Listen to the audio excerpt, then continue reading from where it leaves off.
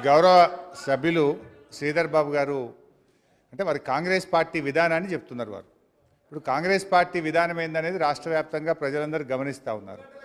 ఒకరు అంటారు 24 గంటల కరెంటు వద్దు అని కాంగ్రెస్ పార్టీ నాయకులు, ఈ రాష్ట్ర పిసిసి అధ్యక్షులు మాట్లాడతారు. ఇప్పుడు ఈ సభలో ఉపనాయకుడిగా ఉన్న శ్రీధర్ బాబు గారు, మాజీ మంత్రి గారు, చెక్ డ్యాములు వద్దు, చెక్ డ్యాముల నిర్మాణం వల్ల ప్రజలకు లాభం లేదు అని శ్రీధర్ బాబు గారు మాట్లాడుతున్నారు.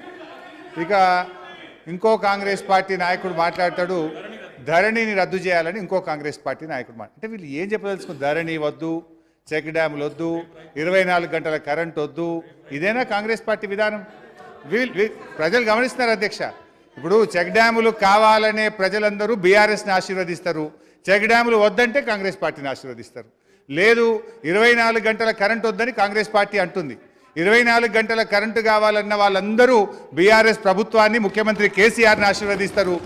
24 గంటల కరెంటు అవసరం లేదనే ప్రజలు ఎవరన్నా రైతులుంటే వాళ్ళు కాంగ్రెస్ పార్టీని ఆశీర్వదిస్తారు. ఇక ధరణి వద్దంటున్నారు అధ్యక్ష. ఇలా ధరణి వల్ల ఆన్లైన్లో దరఖాస్తు లేదు, దఫ్తర్కు పోయేది లేదు, ఆన్లైన్లో డైరెక్ట్గా రైతు బంధు డబ్బులు పడతా ఉన్నాయి. ఇలా రైతు చనిపోతే 1,05,000 కుటుంబాలకు దరఖాస్తు లేకుండా 5 లక్షల రూపాయలు ఎక్స్గ్రేషియా ఇలా రైతుల అకౌంట్లలో పడుతుందంటే దానికి ధరణే కారణం.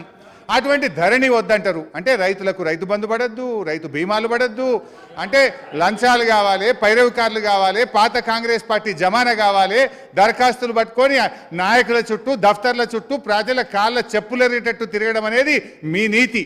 కానీ మా నీతి అది కాదు అధ్యక్ష. అయినా ఇవాళ ఒక విషయం, ఎందుకంటే బాధతో మాట్లాడుతున్నా అధ్యక్ష, శ్రీధర్ బాబు లాంటి సీనియర్ సభ్యులు చెక్ డ్యాములు వద్దంటాడని నేను కలలో కూడా ఊహించలేదు. చెక్ డ్యాముల వల్ల నష్టం అంటారు అధ్యక్ష ఎవరన్నా? అరే 24 గంటల కరెంట్ వద్దు, ధరణి వద్దు, చెక్ డ్యాములు వద్దు. అసలు ఇది ఒక బాధ్యతాయుతమైన, ఇప్పుడు నేను మాట్లాడిన మాటలు ప్రజలు వింటున్నారు, శ్రీధర్ బాబు గారు మాట్లాడిన మాటలు ప్రజలు వింటున్నారు. ఎవరి నీతి ఏందో ప్రజలు కదా అంతిమంగా నిర్ణయించేది.